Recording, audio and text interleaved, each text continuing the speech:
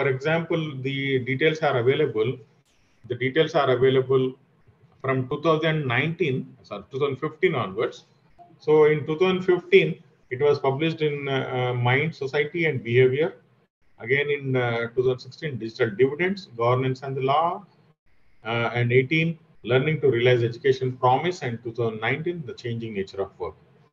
So these are the reports which are published by World Bank. So usually these reports contain the information about the banking sectors. Then UNDP Human Development Reports, so published by United Nations Development. So they also publish reports. So some of the examples of these reports are there in the pages. Page number 82. Again, Indian government also publishes some kind of reports. For example, National Portal of India. It has a repository of all the government reports published by various departments of Government of India. It is available on this website, www.india.gov.mygovernment.documents/reports. And also Niti Aayog. Niti Aayog is also an organization, a section of the, a particular agency of the government which publishes the Planning Commission, right? Planning. It was earlier called as Planning Commission. Now it is known as Niti Aayog. So it also publishes some kind of reports like research reports, technical reports, state-of-the-art reports on various issues pertaining to the country.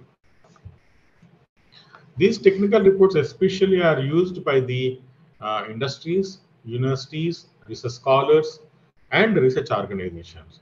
So these reports will assist the users in taking decisions or policy making or finding solutions to problems. So there are several reasons where these reports are used. Okay, so these are something about some important aspects about the research reports. Then newspapers. Then coming to the newspaper, you all know what is a newspaper. Newspaper is a daily. It's also called as a daily, which comes every day, which is published every day, right?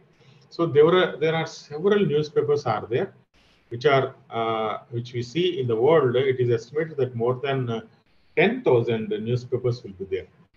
More than 10,000. Now, newspapers are also called as primary sources of information because the latest information is published in the newspapers. Then the newspaper also publishes current events, news worthy of information, then features sometimes specific to a subject area, across disciplines and coverage, national, local, and international interest, depending upon the scope. Local newspaper, it will cover the local area. National, it will cover all over the India, then all over the country, and then international means international news also will be published in those daily newspapers.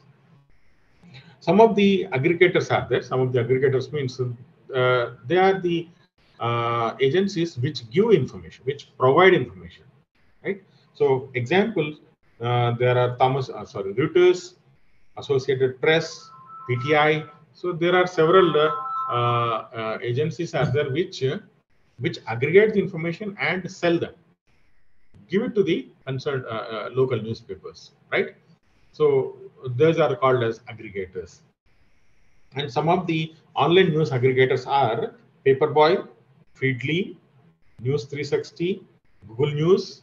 So these are some of the examples of newspaper aggregators, right, which are available in page number 83. You can see the details about the newspaper aggregators. Aggregator is nothing but an agency which collects the information around the world and it sells the information.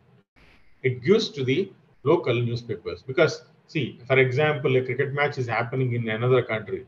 In local newspaper, journalists cannot go there. So what they will do is they will collect the information from the international agencies, and those international agencies, they will charge for the information they have provided, right?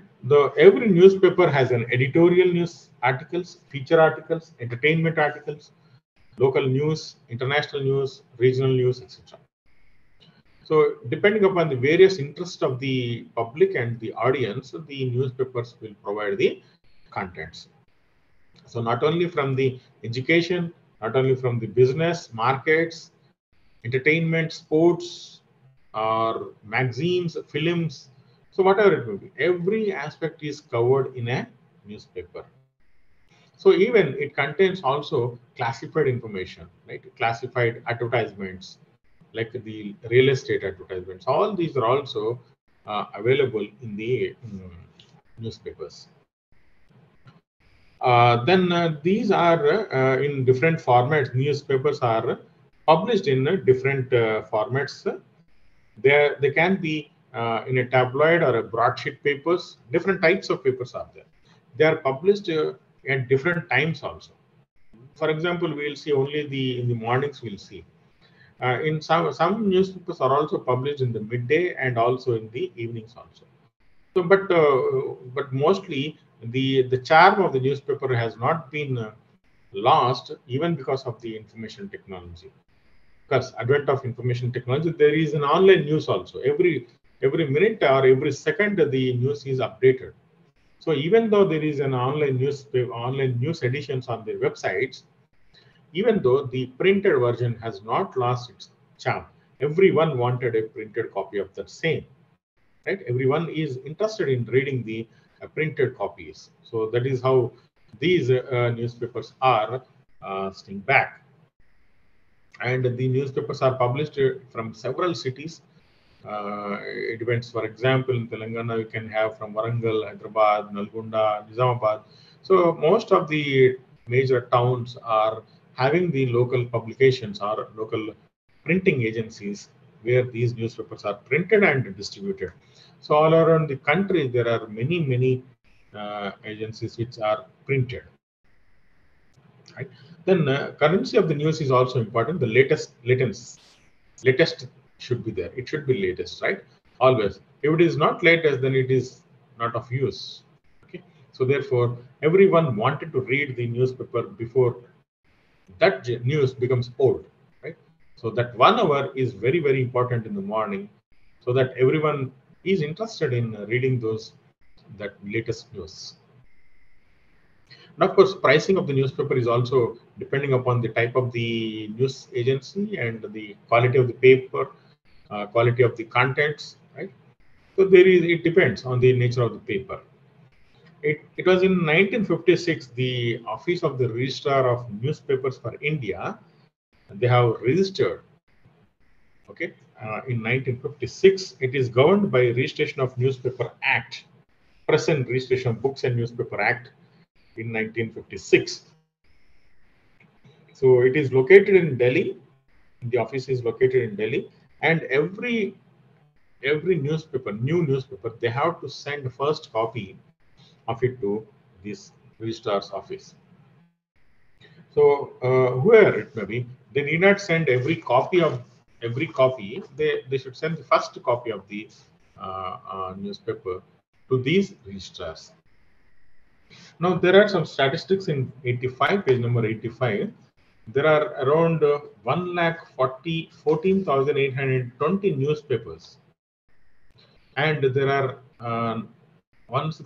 16,993 newspaper category, under which 97,000 come under periodicals category. So the largest number of publications registered in any Indian language.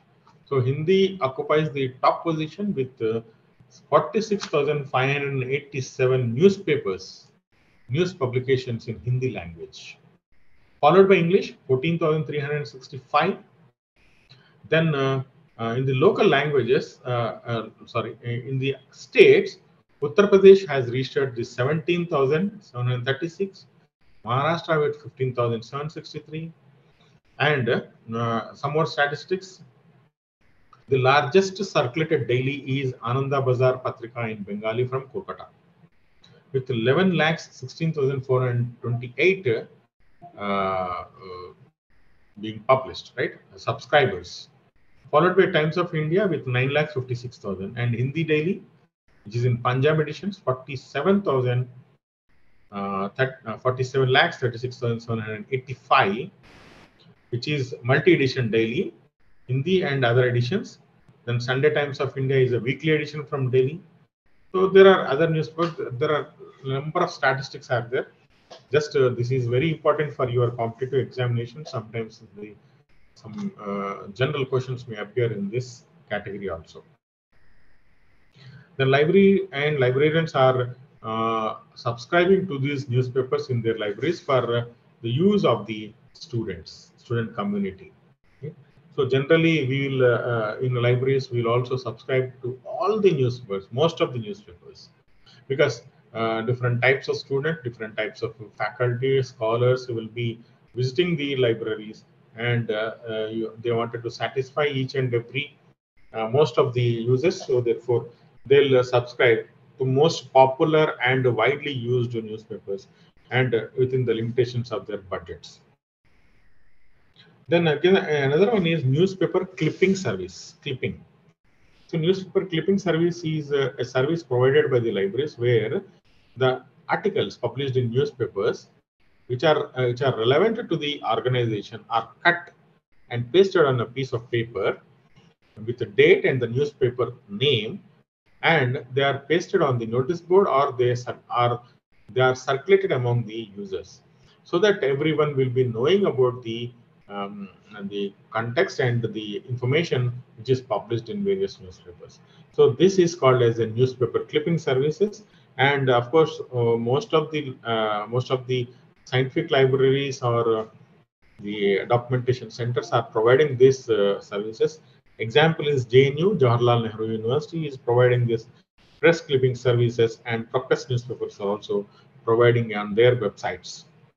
Online newspaper portals are there, so you can search. Every newspaper has an online news portal where latest news are appearing every second. And the news headlines are also there. So TERI, Tata Energy Research Institute, it provides the headlines information. There are other few newspaper clippings are also there, which provide this kind of information, like Hindu and other newspapers.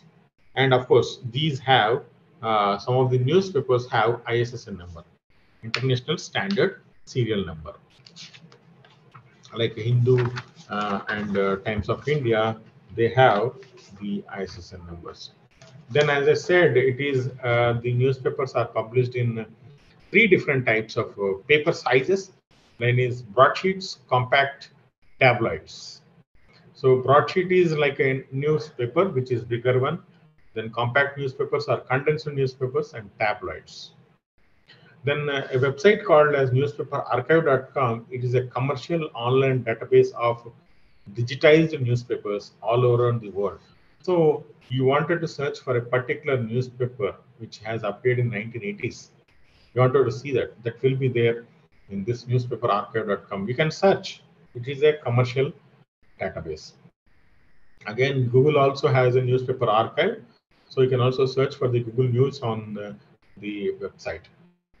The News Digest is there. News Digest is nothing but a comprehensive abstract of the article which is published in the newspaper. So these News Digest will present the content in a shorter form, precise form. This is also very important because we doesn't want to read all the article. We wanted to have an abstract of that, so that we'll not wasting much time on the articles. Then again, next one is indexes to newspapers. So generally, newspapers does not have any index. So some agencies will provide an index to these newspapers also. Like for example, in indexes means it can be to a single newspaper or multiple newspapers. So single newspaper means, suppose for example, if you take Times of India. So an index is prepared for all the articles which are published in Times of India for about a year.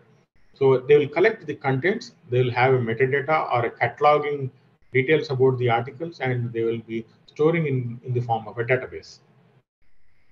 So it can be an index to a single newspaper, or it can be indexed to a multiple newspapers daily. Right? They will take all the newspaper published today. They will create an index again tomorrow, like that. Or it can be same paper, single paper for multiple days, number of days. So even you can have in olden days they used to publish in microfiche. Microfiche is a shorter form of a media where you can store large number of documents, right? So, and also later on they are publishing in CD-ROMs, and now it is on online only. Other indexes of interest are, which are appearing in page number 86. You can see family history indexes, alphabetical name index, editorial index, and reviews index.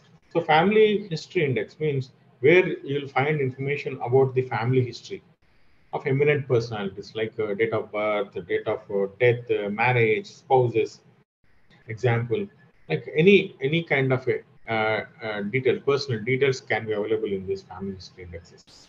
Alphabetical name. So by name they have created an index, alphabetical order, like eminent personalities, like in different fields, social, sports, education, or any other category of eminence. Then editorial indexes, usually the editorials, index in terms of using the titles and the names of the editors, they can have an index also. So author names, title names are also made an index as an entry in an index. So these are all about the various types of indexes in newspapers. The final topic in this unit is standards and specifications.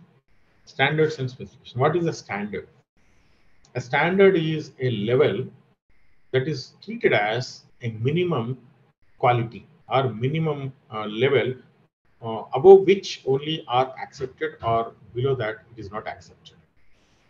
Like for example, 60 marks is a standard. That means if you reach 60 marks, you will get the first class. If you do not have 60, then it will be treated as a second class. So like that, first is a standard. Then if you reach 75%, then you are treated as a distinguished or distinction student. Right? These are nothing but standards and levels which are kept for different purposes, right? So which are accepted and agreed, for which there are fixed measurements, so that if you reach those, you will be attaining that standards. Now, standards are published documents. Again, they also come under the primary sources of information, where you can have all such kind of established measurements, established procedures, and these are published because they wanted to create an awareness, or to make the maximum reliability of the information, right? Maximize the reliability of the materials which are produced in various factories or methods that are applied, and for these purposes, the standards are very much useful. Then to define a technical standard. Technical standard is an established norm or requirement for technical systems. So for example, you wanted to build a computer. There is a standard, right? How it should be, how much how much brightness should be there, what quality of the material should be used, how much signal should be there. So there are some standards happening. For everything, there is a standard, right? So these standards are documented in the form of a book. So those are called as standards. So that are published in the form of a document. So it is usually a formal document that establishes uniform engineering or technical criteria, methods, processes, and practice. And it defines everything. So if you follow that, you will be achieving the standard. You will achieve the eminence or quality. So those are called as standards. Standard organizations are there. These organizations will give you some rankings or standards, some kind of ISO standards, right? They are nothing but approved by the governments, respective governments, to give or to sanction some kind of a level to each and every category of the each and every level of the concepts, right? Then what are the benefits of this standardization? 88. Standardization is there. Benefits of the standards are there in page number 88. So you can see that now standardization is a voluntary cooperation among the industry. See, everyone, if you do not follow a standard method, you are outdated. You will be moved elsewhere, right?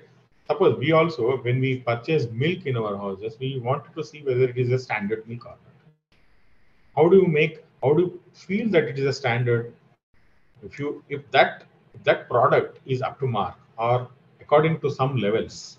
If, for example, you wanted to measure the standard of the milk, you will find the quantity of the components which are prescribed in the standards. So here also same thing. This standardization is must for any organization so that it can be among the competition, right? It is important for the industry, consumers, public authorities, researchers, and other interested parties for the development of specifications. And based on the specifications and getting the consensus among them, then these standards are emerged, right? So how much it should be? It is an agreement between us and the factory or the producers of those components. Then again, there is a committee for standardization, European Committee for Standardization, European Standard Organizations, and European Committee for Electrotechnical Standardization. They have a number of committees. They have described the important role of standards in economy. So they have given some kind of a role, benefits of how a committee can be useful in defining the standards. So it facilitates business interaction, right? Then it enables the companies to comply with the relevant laws and regulations. So if there is a law, you will abide by that. If there is no law, nothing is there. Everyone, there will be a chaos and everyone will move here and there, right? So here, therefore, we should have a law and relevant laws. If you have a standard, then automatically people will be following that laws. Providing interoperability between the new and existing products. So interoperability between, you want to change from the old to new, there should be a standard. How to change, how to transform from the old to the new. So such kind of a details are also interoperability between this and that, how to make transformation or change between work to here, this to that place. So that is how a standards will work on. And these standards form the basis for a production of new technologies. So this will be helping in the emergence or development of new technologies, new processes, right? So it's based on the experiences, we'll be having a new technology again, new standard again, right? So there are various agencies in India and other countries. Particularly in India, we have ISO. Okay, sorry, not in India. It is an international standards organization which is located in Geneva. Then types of standards. There are many standards are there. Examples which are there in 88 page number. Depending on the usage of the standards, they are classified as first proprietary standards.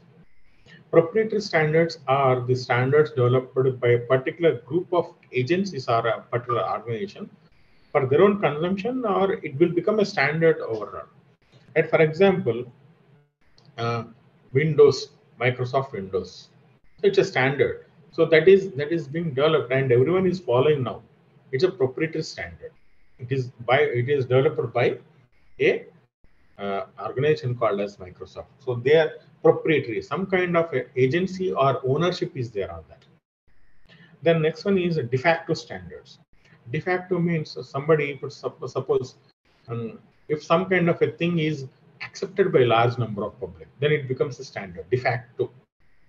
Like for example, Microsoft, again the same example, because they have developed Windows and it has been dominant over the software areas.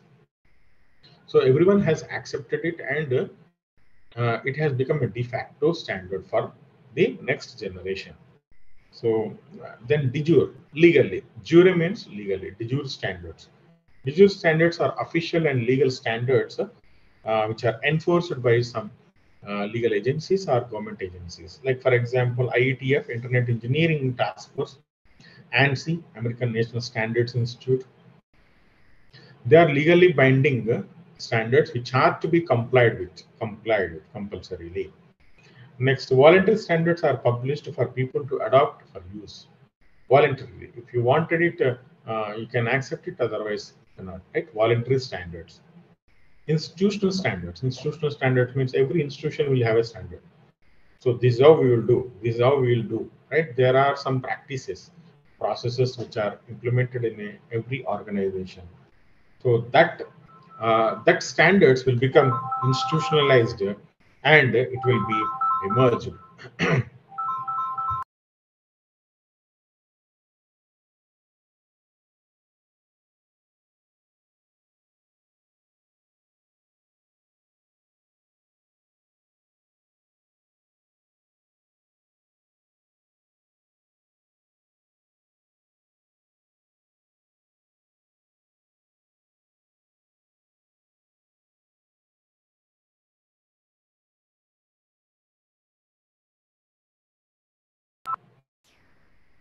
Okay. So then consensus standard. The consensus standard is again a standard, so which is developed after getting in some consensus or agreement upon this. So everyone has accepted, everyone has an agreement, approval of this. So such kind of a standards are called as consensus standard. Then some more again are there, like occupational and safety, health standards, health administration standards, customer service standards. Hotel industries also have some kind of standards. How to provide the services to the customers. It's a standard will be there, right? Then open standards. Open standards are the standards which are available publicly, right? They are available publicly and they are free to use them. Like for example, XML. XML is an open standard, extensible markup language. Okay, so there are many other open standards like these, which are particularly in the softwares, a very popular one developed by W3C, Worldwide Consortium, Worldwide Web Consortium. Then technical standards. So a standard which is developed for a technical purpose, like some kind of instrument or some kind of a factories, productions. So those are called as technical standards.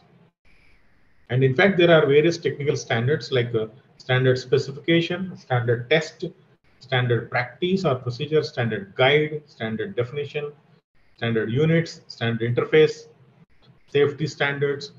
They all come under technical standards, right? Specification means criteria. You have set some criteria for this. This to become a standard, you have set some criteria. That is called a specification. Again, test a method which you follow it, then it becomes a standard, right? So like this, every has a standard, a particular fixed set of processes and methods which uh, which gets consensus over certain period of time. Again, in education also, learning standards or academic standards, content standards, curricula standards. So these are all different types of standards which are available, which are there. Okay. Then coming to the organizations which are developing these standards. The first one is ISO, International Standard Organization, which is located in Switzerland, Geneva. Particularly this ISO, it began its operations in 1947, 23rd February.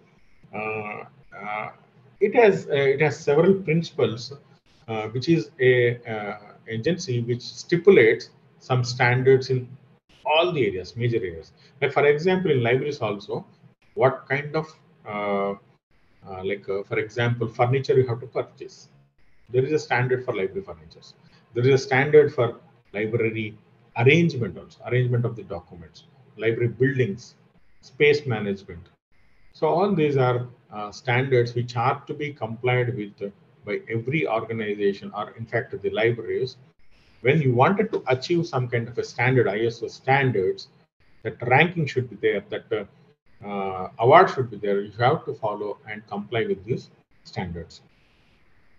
So, for example, if you have a ISO standard, you will get more funding. Suppose your library is an ISO standard library, then automatically the government or government agencies will fund sympathetically or generously. You will be getting much more funds what you require. So there are some kind of a standards like ISO 9001, which is a management system standards. Management systems. You'll get a certificate at the end of the evaluation part, and you'll get a certificate so that you can get it right. Even a factory product also will get an ISO standard. So these are common. Among them, the popular one is ISO. Then next one is BSI, British Standard Institution. It is also first national standard organization formed in 1901 by Sir John Wolfberry, the man who designed the London Tower Bridge in 1901, right? So they also have some kind of a standard British Standards Online. It is a database contains more than 55,000 British standards. So you can consult these standards. So if you find these books, you can also use those standards to implement in your libraries or implement in your organizations. Like for example, Hallmark, BIS Hallmark is for gold, purity of the jewelry. So you'll see BIS Hallmark is there or not. In your when you purchase gold, you'll find that. So there are various are there like Ecomark. Ecomark is for products managed by Bureau of Indian Standards. Then FPO mark is for food products. Then GI marks, geographical indicators for geographical regions, particular like Tata tea, Tirupati laddu, Assam tea. Okay, like that, a particular geographical indicators are there. Indian organic mark for non-farm or non-fertilized used fertilized farm foods. ISI mark for industrial products. Non-polluting vehicle mark NPVM, non-polluting vehicle. Even where vehicles also will have this mark. If this vehicle is not polluting, it is only emitting very less number of poisonous gases, then automatically you will get that standard. Like this, there are toxicity mark, vegetarian mark, Ayush mark is there. Ayush mark is for Department of Ayush, which contains Ayurvedic, Unani, and Siddha and homeopathy. Then Darjeeling tea mark, silk mark, right? So these are all different standards which are like another one is ANSI, American National Standards Institute. It is a non-profit organization established in US, which helps the maintain the safety and health of consumers and protection of the environment. Right. Again, Bureau of Indian Standards, which is again an Indian-based organization, Government of India, in 1947, it gives ISI certificate. So under the Societies of Registration Act 1860 and the Standards Institution Act 1952, it has been giving the certificates to the organizations. 1 minute.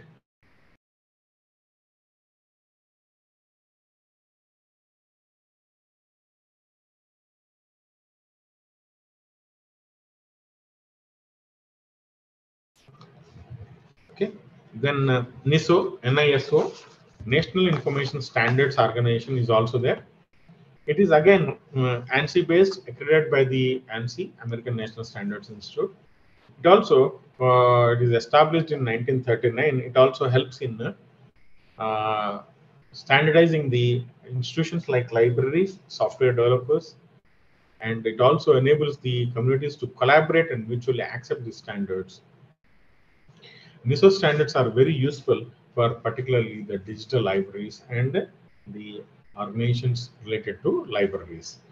So these are about some of the important aspects about the standards, reports, and newspapers. And important questions in this unit are uh,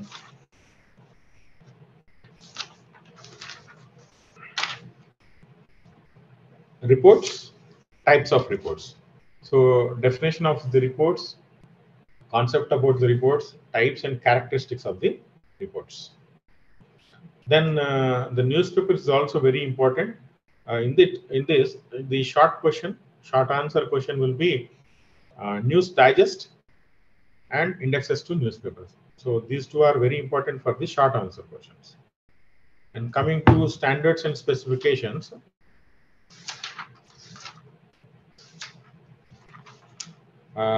short answer, it is very important. Types of the standards. For essay question, you can have the types of the standards, then the benefits of the standards, and various organizations which are involved in standardizations. Okay.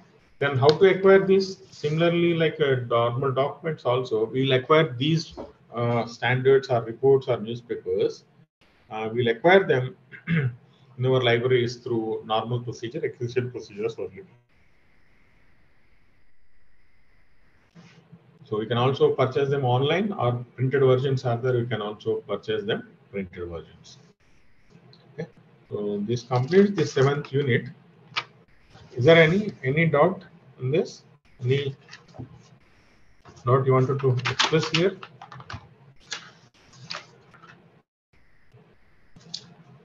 Anyone?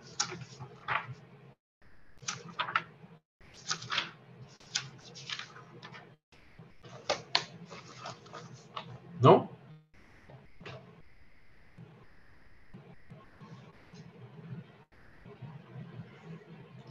Okay. Then the next unit is institutional repositories. Unit 11. The remaining units I'll cover in the next class. Okay.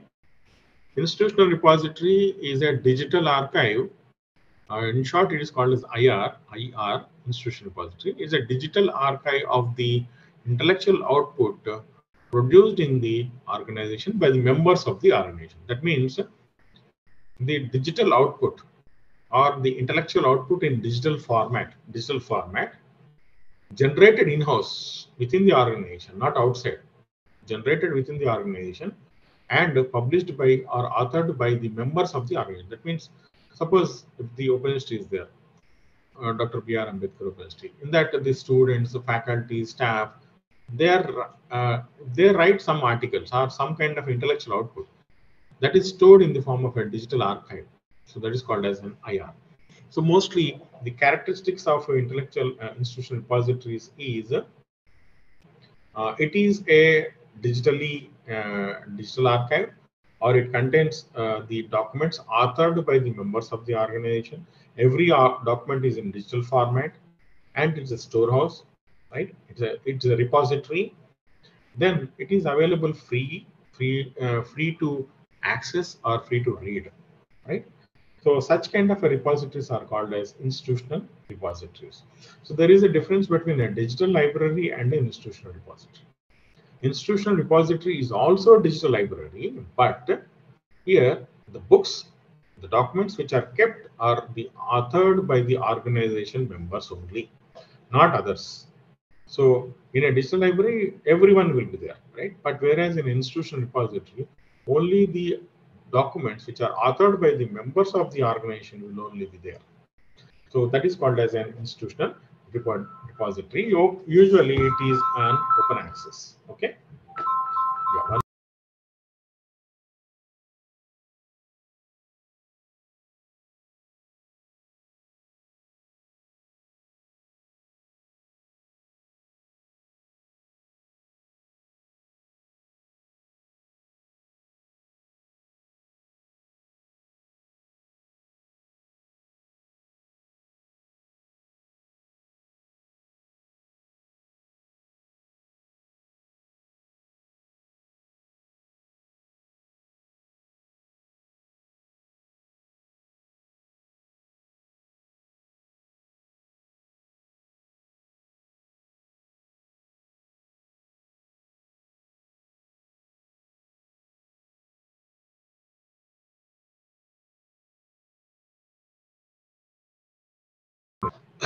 Okay.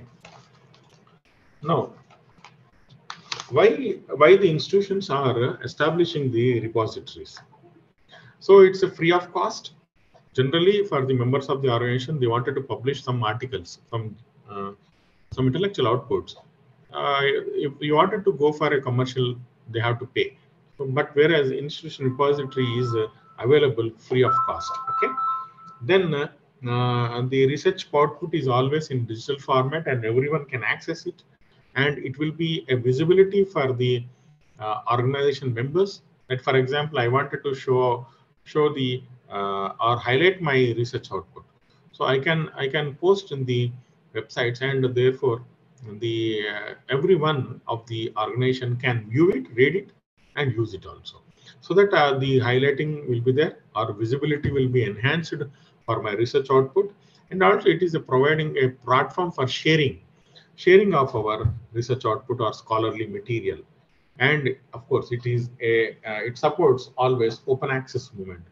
Open access movement means there is a movement called as a movement where uh, most of the things are made available open access. Why? Because the poor, the users who are unable to pay large amounts of money for scholarly material or the softwares, there is a movement. So therefore, there are some softwares, particularly Linux is an open source software which is developed to cut short to or restrict the Microsoft dominance, so that some poor persons can use this Linux, poor organizations can use this Linux. Okay, so therefore, like that, there are open access journals also. So this is called as open access movement, where everything is provided on open access free of cost, particularly for the use of the poor organizations or poor people. Then wider accessibility and interoperability and perpetual access of the digital content is the main reasons for establishing the institutional repository. Then the features, coming to the features, as I said, it is institutionally defined. Institutionally defined means every content, the authors are institutional members only. Content belongs to the institution, the author belongs to the institution, or concept belongs to the institution. So it is institutionally defined, one of the major characteristics. Then content may be purely scholarly content, or the any kind of content, administrative or some kind of a report or whatever it may be, teaching or learning purpose, but it should be authored by the member of the organization. It is cumulative and perpetual because it is permanently saved in the digital archive. So therefore, it is a perpetual content. And there is a clause that it should not be withdrawn later. It should be permanently saved in the organization's digital archive. Then it is an open and interoperable, which is a primary goal of an institutional repository to disseminate all kinds of intellectual output which is generated inside the organization. In collecting, storing, and disseminating information, it contributes to the process of scholarly communication. Then IR collection, IR collections. Then IR collection is nothing but a collection where in which it includes all the preprints, postprints of the journal articles, technical reports, white papers, research data. This is all kinds of institutionally generated intellectual output will be stored in the form of a collection. Like for example, notes, PPTs, audio lectures, video lessons, which are all institutionally developed, can be stored in this institutional repository. So IR collection, IR policies. What is the policy here?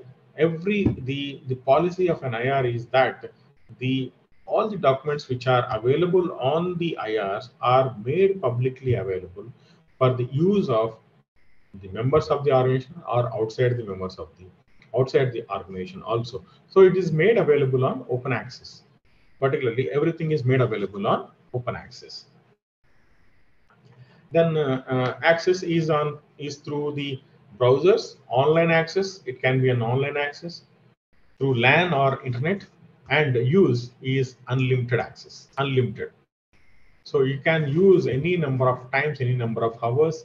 There is no restriction on usage and accessibility. So there are no nothing. If it is only when some documents are confidential or some kind of a purpose, then they are restricted. Otherwise, every document on IR is for permanent use and any number of uses. Then other considerations are like a consortium or usage of the technical considerations like architecture, what is the software, what is the hardware, which is used, and all these details are must when you consider developing a institutional repository, right? The funding, how it should be sustained. See, starting is not enough. It should be sustained for permanent or a number of years. So that is must. Okay. Then IR softwares. There are, of course, there are many softwares to build our own institutional repository. The popular one is DSpace. So DuraSpace, in short, it is called as DSpace. So developed by HP Laboratories and MIT, HP Labs and MIT Libraries in 2002, which was first version of DSpace was released. Now later on, the latest version is DSpace 7, which is having a beta version, which is under testing, and shortly it is going to be released. Now there are several functionalities in DSpace, like for example, you can add data, delete data, edit data, or edit all kinds of, upload all kinds of digital components, digital content inside the software. So we can access them through, again, the interfaces or DSpace interfaces. Like similarly, there are other softwares like ePrints is also there. ePrints is also a open source digital library management system developed by University of Southampton, UK. It provides again a flexible, innovative repository services for the academic institutions such as universities. Then it's a digital repository platform in which under which all the documents which are can be made available or accessed on open access. There are other softwares are also there, like Greenstone, and Greenstone Digital Library Management System is also there, which is also an open source. The popular one is DSpace, and popular one are DSpace and ePrints. Then there are several agencies, several IRs are there in science and technology. The the eGyan course, which is of Indira Gandhi National Open University. The website is available on page number 148, where we can browse the website. That is a institution repository of Indira Gandhi National Open University, under which all the learning material developed by IGNOU are dumped into that. So you can download each and every notes or textbook from those websites. It is free of cost. Again, EPG Pathshala is there. Again, there are different, like for example, Digital Repository of West Bengal Public Library Network. Again, the HTTP links are there available. Mahatma Gandhi University Thesis Online, the IR at Goa University. So there are several. Okay, DSpace. So not much required for your examination point of view. DSpace is a software which is a digital library management systems developed by MIT Libraries and HP Laboratories. The first version of DSpace was developed or released in 2002, right? It was now it is maintained by DuraSpace. D stands for DuraSpace. Okay, so it contains several components like adding metadata. Metadata can be uploaded while uploading the digital document. You can have access, search categories are there. It will follow international metadata standards like Dublin Core metadata, and you can search, access the digital documents which are stored in the repository, and as well as you can also deposit while adding the metadata. You can deposit them. Right? So there is also an indexing in this. DSpace Discover is there, and as well as you can also search based on the title, based on the author name, based on the keyword search, or normal search also. There are several functionalities are there, and also one important thing is you can customize the digital library website. So you can change the logos because the source code is available freely. So you can change the theme or the view and look and feel of the website, and you can customize according to the local requirements. Okay, so there are many things about DSpace. And exam point of view, it is not required. That much is not required for your BLISc examination. Later on, you can join a workshop. You can attend a workshop for DSpace and other digital library softwares. And coming to the institutional repositories of various organizations, Mahatma Gandhi University thesis is there, which is publishing all the theses published by the Mahatma Gandhi University, which is in Kottayam. Okay. Then institutional repository at Goa, institutional repository at Vidyasagar University, and Mysore University, Vidyanidhi is there, Archives of Indian Labor. So there are many organizations which are having the institutional repositories, which contains all the intellectual output generated in-house within the organizations by the members of the organizations. So just for example, you can search these websites. So you can open these websites and find out much more details about the publications made by each and every organization member of the respective organizations. Okay. So in this unit, the main important question will be the definition about or concept about the IR, the characteristics, then the concepts like IR collections, IR policies, IR access and use. Those details are very much important for essay questions. Okay. Then with regard to short answers, you can have a question on DSpace, short answers only, not a big answer. Or you can have, suppose if there is a chance for giving an essay question on software, you will get either two, right? You have to write on ePrints and DSpace, right? So I'm not expecting a essay question on IR software. Generally, that does not limit. See, you cannot write in 1 or 2 pages. It's a very vast topic, so therefore they won't give in an essay question unless you have a practical point of view there. So therefore, I suggest for a short answer questions in DSpace on or ePrints. So the other repositories examples are there. You can list out many institution repositories. You can not only these are there. There are many. You can list out all the repositories. If you have time, you can list out all of them and explain each one of them. Right. So this is all about the institutional repositories. Okay. So any questions in this? Any questions?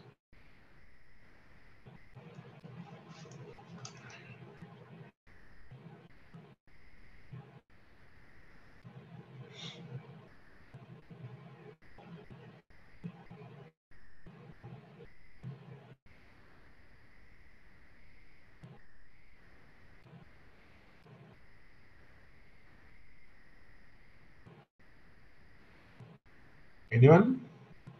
Is that clear? Everyone is clear?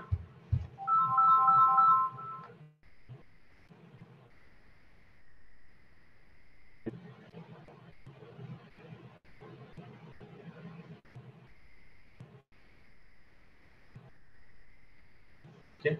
I think everyone has understood or not? Is it okay?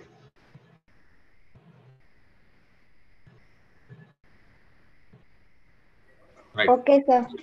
Okay. So better you read today only these 2 units so that you will get some kind of a better understanding, right? You will not forget it. If you read after some time, you will not understand again. You will remember immediately. So what I told you will remember it and you will catch, your mind will catch in that, right? So therefore, okay. So we'll complete these sessions for today. So we'll see the other units in the next class on Monday. I think the next class is on Monday, right? Yes, sir. Okay. Kiran, okay?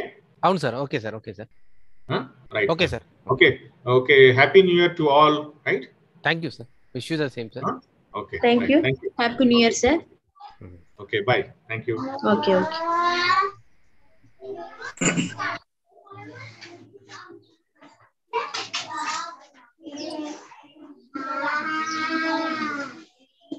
So next class? Next class మీకు schedule లో ఉందమ్మా Monday. 12:30 class. ఇప్పుడు 12:30 class ఉంది, ఆ link లో join అవ్వండి అమ్మా. Very good. Sir నిన్న ఓపెన్ కాలేదు లింక్. నిన్న ఎందుకు ఓపెన్ కాలేదు? నిన్న క్లాస్ జరిగింది. జరిగిందా? జరిగింది. నేను టెలిగ్రామ్ గ్రూప్ లో పెట్టానా లింక్, వింటారా? గ్రూప్ ఓపెన్ లో అవుతుందమ్మా పెట్టండి సార్ ఒకసారి మళ్ళీ లింక్. అమ్మా గ్రూప్ లో పెట్టండి సార్ ఒకసారి లింక్. అమ్మా మీకు అది షీట్ ఉంది కదా, ఆ షీట్ లో మీరు క్లిక్ చేస్తే అయిపోతుందమ్మా. సరేనా, అర్థమైందమ్మా? Okay sir. మీకు నేను మళ్ళీ ఒకసారి టెలిగ్రామ్ గ్రూప్ లో షీట్ పెడతా, ఓకేనా? రైట్ పంపిస్తా. సార్ నిన్న మార్నింగ్ క్లాస్ జరిగిందా సార్? నిన్న మార్నింగ్ జరగలేదు. మార్నింగ్ రమేష్ సార్ క్లాస్ జరగలేదు, మిగతా క్లాస్ జరిగింది. బ్రిజ్మోహన్ కన్నా సార్ 12:30 to 2:30 జరిగిందమ్మా. 12:30 జరిగింది. అయితే మార్నింగ్ జరగలేదు, జరిగిందా లేదని. ఓకే, మీరు మిస్ అయినా కానీ యూట్యూబ్ లో టైప్ చేసుకోండి BLISc సెకండ్ సెమిస్టర్ అంటే వస్తుంది. ఓకేనా? ఓకే ఓకే రైట్ అండి. ఏం టైప్ చేయాలండి? BLISc